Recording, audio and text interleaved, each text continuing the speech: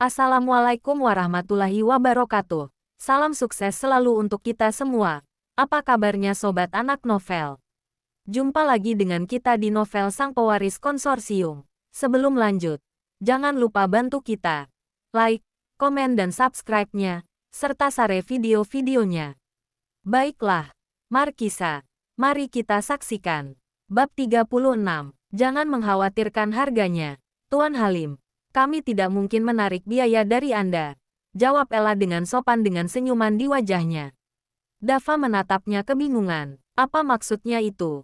Manajer Ella, tanyanya kebingungan. Ella menatap Dava balik ketika dia mendengar pertanyaannya. Apakah dia benar-benar ingin membayar apartemennya? Tuan Bram memberitahunya dengan tegas untuk memenuhi semua keinginan tamunya. Tentunya itu juga termasuk biaya apartemennya. Lalu, kenapa Dava menanyakan harga apartemennya? Tanpa sepengetahuan Ella, Tuan Bram tidak memberitahu Dava bahwa konsorsium Halim memiliki 95% saham dari Dragon Estate, sehingga wajar saja Dava bersikap begitu. Lagi pula, tidak ada orang waras yang akan memeriksa apartemen yang dia sukai dan tidak menanyakan harganya. Aku menyukai apartemen ini dan ingin tahu harga apartemennya supaya aku bisa membayarnya. Kenapa kamu memberikan apartemen semahal ini secara cuma-cuma?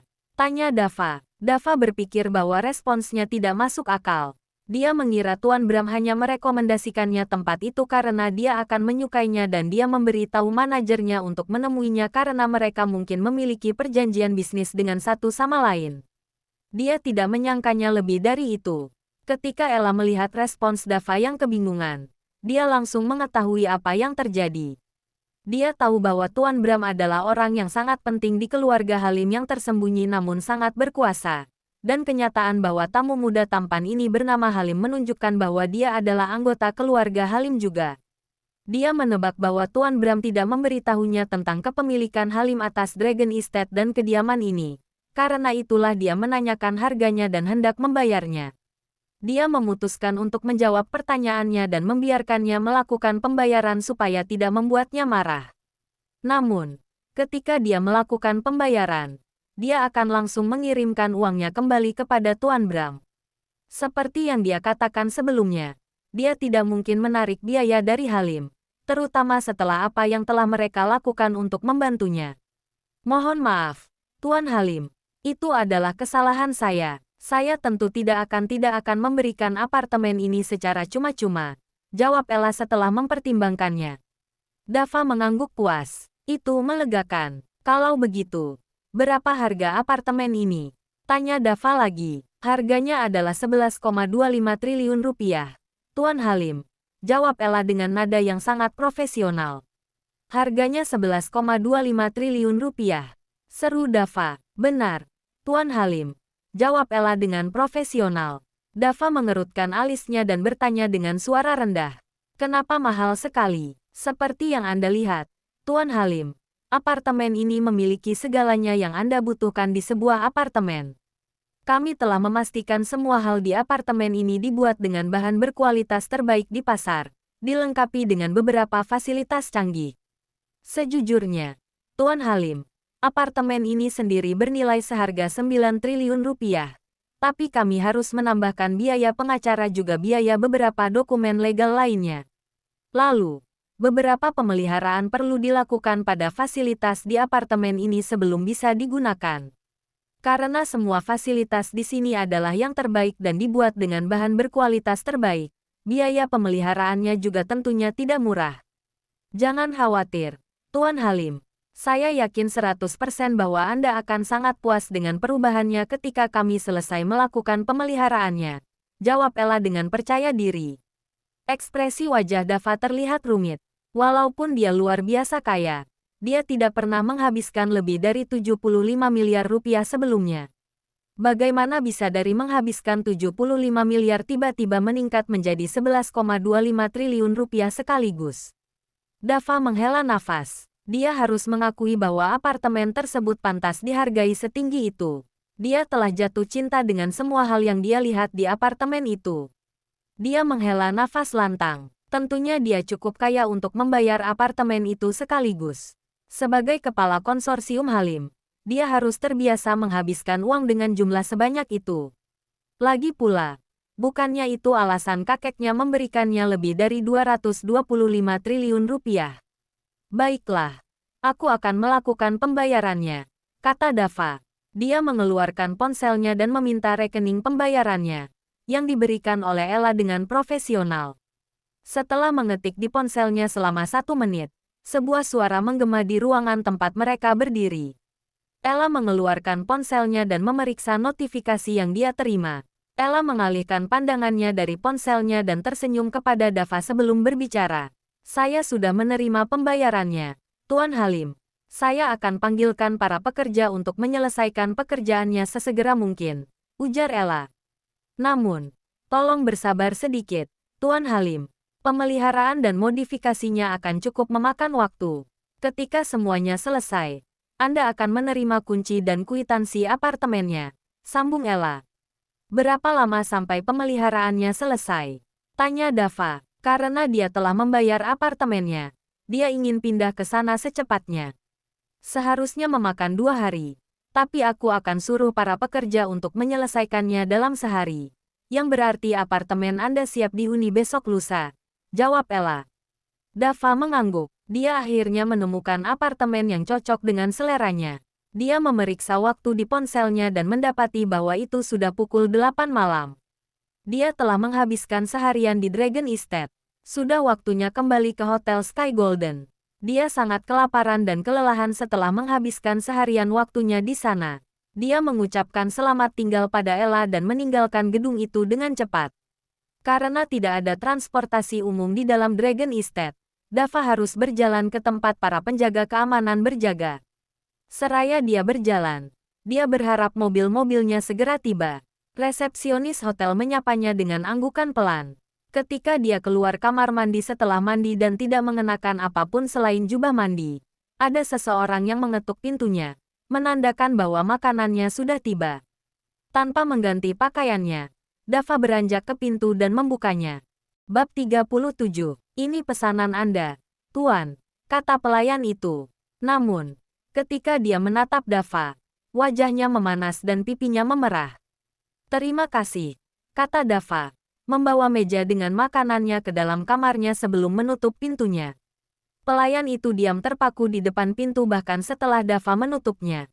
Pipinya mulai memanas ketika dia mengingat wajah Dava yang sangat tampan, dadanya yang lapang, dan otot perutnya yang terbentuk dengan luar biasa seolah-olah sehabis dipahat oleh pemahat handal. Dia menjerit pelan ketika pikiran-pikiran tidak senonoh terbesit dalam benaknya. Dia menamparkan dirinya sendiri di pipinya yang sudah memerah sebelum kembali ke dapur hotel.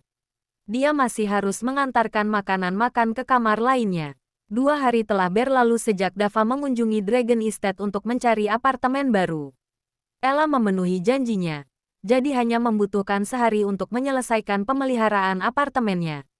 Ketika Dava pindah ke apartemen itu, terlihat berbeda sekali dengan ketika terakhir kali dia berkunjung. Semua hal telah dilukis ulang dan didesain ulang sesuai seleranya, menunjukkan bahwa para anggota tim pemeliharaan bukan amatiran. Bahkan, lebih pantas dikatakan bahwa mereka adalah yang terbaik dari yang terbaik. Pindahnya Dava dari asrama menimbulkan kecurigaan pada anggota asrama lainnya, karena kepindahannya itu terlalu tiba-tiba bagi mereka. Ada banyak rumor kenapa Dava, orang yang dikenal sangat miskin di asrama, tiba-tiba pindah dari asrama.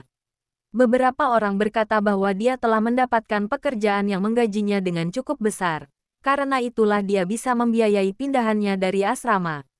Ketika mereka memikirkannya seperti itu, mereka menyimpulkan bahwa alasan itu cukup logis. Jika dia benar mendapatkan pemasukan yang cukup, dapat dipahami apabila dia pindah dari asrama. Mereka mengingat bahwa dia juga membeli pakaian yang bagus baru-baru ini. Kalau begitu, tentunya dia memakai uang yang dia dapatkan dari pekerjaannya untuk membeli pakaian itu. Ada juga spekulasi lain mengenai kepergiannya, tapi tetap saja itu hanyalah rumor karena Dava tidak membeberkan alasannya meninggalkan asrama. Dragon Estate, apartemen Dava. Dava keluar dari kamar mandi setelah membersihkan diri dengan senyuman lebar di wajahnya.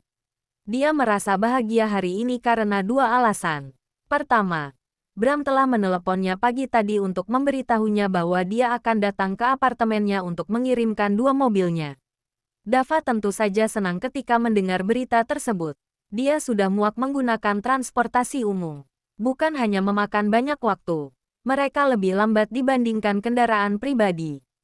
Dia membutuhkan mobilnya sendiri. Itu akan mempermudah banyak hal ketika dia perlu pergi ke suatu tempat.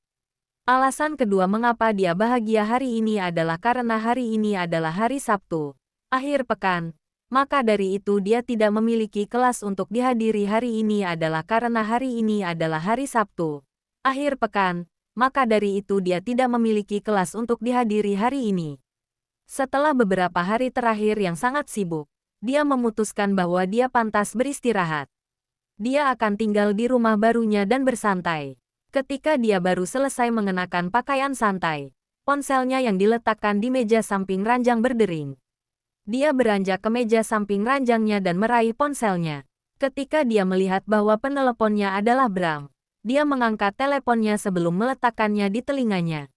"Mobil Anda sudah siap sekarang, Tuan Muda Halim," kata Bram langsung ketika Dava menjawab teleponnya. "Baiklah, aku akan ke sana sebentar lagi," jawab Dava sebelum mematikan teleponnya. Dia meninggalkan apartemennya dengan bersemangat. Setelah menunggu selama 1 minggu penuh, dia akhirnya akan mendapatkan mobil-mobilnya. Dia menyusuri lorong-lorong dan masuk ke lift yang berlapiskan emas dengan semangat. Ketika dia tiba di lobi, dia melirik ke arah konter lobi. Kali ini, resepsionisnya adalah seorang pria muda. Maura telah dipecat dan orang lain telah menggantikannya. Dava menghela nafas. Walaupun dia jengkel karena sikap Maura, pemberhentiannya memang diperlukan. Sebagai petugas resepsionis, dia seharusnya bersikap lebih sopan padanya. Dia mungkin memperlakukan tamu-tamu lainnya seperti itu.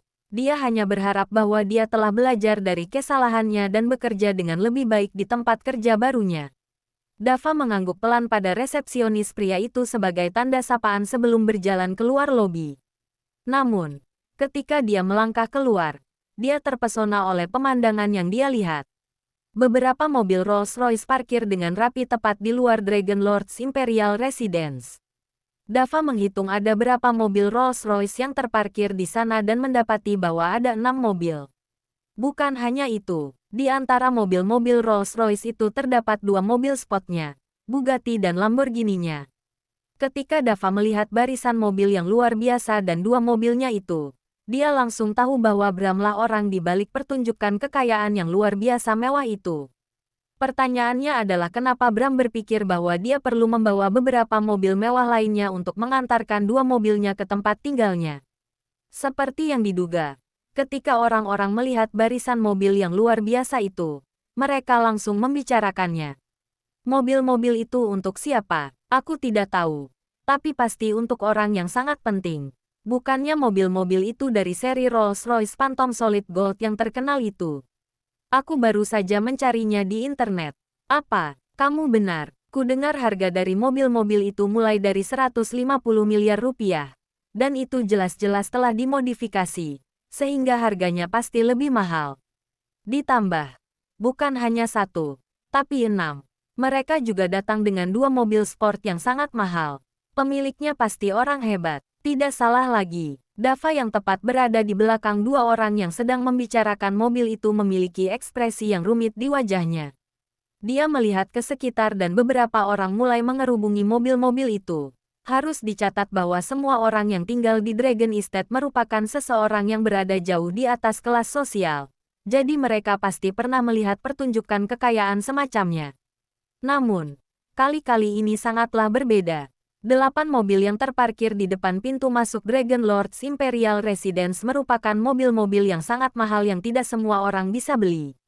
Bukan hanya mahal, mereka juga memancarkan aura yang mengesankan. Tidak heran jika mereka semua berkerumun untuk melihat siapa yang akan menjemput mobil-mobil itu. Ketika Dava menyadari sebuah kerumunan terbentuk, dia memutuskan untuk pergi dari sana. Dia tidak ingin menjadi pusat perhatian sekarang. Dia memutuskan untuk kembali ke rumahnya dan menelepon Bram, menanyakan padanya kenapa dia sangat berlebihan ketika mengantarkan 2 mobilnya itu. Namun, Suara yang lantang menggema di sekitar mereka sebelum Dava bisa melangkah jauh dari posisinya. Bab 38. Tuan Muda Halim, saya sudah sampai bersama dengan mobil-mobil Anda. Semua orang langsung berhenti berbicara dan melihat ke arah Dava berdiri. Alis Dava berkedut ketika dia mendengar namanya. Teriakan Bram benar-benar merusak rencananya untuk tidak membuat kegaduhan dan menghindari perhatian. Dia menghela nafas, tidak memiliki pilihan lain. Dia berbalik ke arah Bram dengan Rolls-Royce-nya dan mulai berjalan ke arahnya. Tuan Muda Halim, mobil Anda telah tiba, kata Bram dengan sangat bangga. Malah, dia memang sangat bangga akhirnya telah mengirimkan mobil-mobilnya kepada tuan mudanya. Dia telah berusaha keras untuk memastikan agar hanya bahan-bahan yang terbaik yang digunakan untuk memodifikasi mobil-mobilnya. Dia yakin Dava akan menyukainya. Dava, di sisi lain, tidak menyukai situasi itu. Dia bisa merasakan berbagai macam tatapan dari para pengamat ketika dia berjalan ke arah Bram. Akan tetapi, dia mengabaikannya. Walaupun dia tidak menyukai perhatian yang dipicu oleh konvoi itu, dia memutuskan untuk mengikutinya saja. Lagi pula, Bram telah memberikannya begitu banyak perhatian, sehingga dia tidak ada pilihan lain selain menerimanya. Tuan Muda Ha, ujar Bram namun langsung terpotong oleh Dava. Sudahi sapaanmu, Bram. Aku hanya memintamu mengirimkan mobil-mobilku. Apakah pertunjukan kekayaan ini diperlukan? Tanya Dava jengkel. Ketika Bram mendengar pertanyaan Dava, dia menghela nafas. Tentu saja tidak, Tuan Muda Halim. Jika saya bisa memilih, saya akan mengantarkan mobil-mobil Anda dengan tenang. Namun kenyataannya tidak seperti itu. Dava terlihat kebingungan. Apa maksudmu? Tanyanya. Bukan keputusanku mengantarkan mobil-mobil Anda seperti ini, melainkan keputusan kakek Anda, Tuan Muda Halim, jawab Bram. Dava menghela nafas lantang. Jadi, pertunjukan ini bukan keputusan Bram, tapi kakeknya. Baiklah, bisakah kamu menyuruh mereka untuk pergi sekarang? Pinta Dava. Karena itu adalah keputusan kakeknya. Tidak ada yang bisa dia lakukan. Lagi pula, dia sudah menerima mobil-mobilnya. Mobil-mobil itu sudah tidak diperlukan lagi. Tentu, Tuan Muda, jawab Bram sambil sedikit membungkuk. Dia lalu menepuk kedua tangannya. Langsung setelah melakukannya, pintu-pintu semua mobil Rolls-Royce itu terbuka dan beberapa orang dengan setelan jas hitam keluar dari mobil sebelum bergegas berjalan ke arah Bram. Bram membisikkan sesuatu yang tidak terdengar kepada salah satu pria bersetelan jas itu. Pria itu membuat ekspresi yang rumit, tapi hanya sesaat sebelum dia mengangguk setuju dengan perkataan Bram. Pria itu membuat sinyal pada rekan-rekannya yang berpakaian setelan jas hitam sebelum menaiki Rolls-Royce-nya. Rekan-rekannya menurutinya dan memasuki mobil Rolls-Royce masing-masing. Beberapa detik kemudian, mobil-mobil itu meninggalkan pintu masuk dan pergi dari sana, meninggalkan hanya dua mobil sport Dava. Di mana kuncinya? Tanya Dava. Bram merogoh saku setelan rapinya dan mengeluarkan dua kunci. Dia menyodorkan salah satunya pada Dava. Dava menerima kunci yang Bram berikan padanya dan beranjak ke kedua mobilnya. Dia bersyukur telah mengambil pekerjaan paruh waktu sebelumnya. Karenanya, dia bisa menyetir mobil dengan handal. Dia bahkan sudah memiliki surat izin mengemudi karenanya. Beberapa pekerjaan paruh waktunya memerlukan kemampuan mengemudi, seperti menjadi supir taksi dan kurir barang. Dia menghela nafas. Tanpa pekerjaan-pekerjaan itu, dia tidak akan bisa menyetir dan pasti terpaksa harus ikut kursus mengendarai, yang pasti akan sulit baginya. Dia membuka pintu mobil dan masuk ke dalam Bugatti-nya. Dia menyalakan mobilnya dan pergi dari pintu masuk ke garasi bawah tanah apartemennya, meninggalkan kerumunan yang tercengang. Beberapa menit kemudian, dia tiba di tempat parkir khusus yang disediakan untuknya di garasi bawah tanah. Itu mudah dijangkau karena dia memiliki lift di apartemennya yang langsung mengarahkannya ke parkiran khususnya. Sebuah suara mesin menggema di garasi selama beberapa detik setelah dia turun dari Bugatti-nya. Dia berbalik ke arah suara itu dan menyaksikan mobil keduanya diparkirkan dengan rapi di samping Bugatti-nya. Sebelum berbicara, Bram turun dari Lamborghini itu dan menyerahkan kuncinya ke Dava. Jadi, Tuan Muda, bagaimana pendapat Anda tentang mobilnya? Tanya Bram. Ketika Bram menanyakannya, Dava menyadari dia belum memeriksa mobil-mobilnya dengan baik. Dia terburu-buru meninggalkan pintu masuk karena kerumunan itu. Jadi dia tidak terlalu memperhatikan mobilnya. Dia langsung berbalik untuk mempelajari mobil-mobilnya dengan detail, berfokus pada Bugatti-nya. Sekilas, tampaknya tidak ada yang berubah dari terakhir kali ketika dia memilihnya. Tapi setelah dilihat dengan baik-baik, dia menyadari ada beberapa perubahan pada Bugatti itu. Mesin Bugatti-nya telah diganti dengan yang lebih bagus dan interiornya telah dimodifikasi sesuai dengan seleranya. Bugatti-nya masih berwarna hitam, tapi plat nomornya telah diubah dari hanya angka biasa menjadi hanya Halim. Bugatti-nya dimodifikasi hanya pada beberapa bagian, tapi Lamborghini-nya mendapat banyak perubahan. Itu juga, seperti Bugatti-nya, telah dicat ulang dari kuning menjadi hitam legam, dengan bermacam-macam garis merah di pelek rodanya dan pada beberapa bagian spesifik di badannya. Plat nomornya juga diubah menjadi Halim. Jadi, Tuan Muda, bagaimana pendapat Anda tentang mobilnya? Tanya Bram lagi. Bagus sekali. Aku suka perubahannya. Jawab Dava, mengalihkan pandangannya dari mobil sportnya untuk menghadap Bram.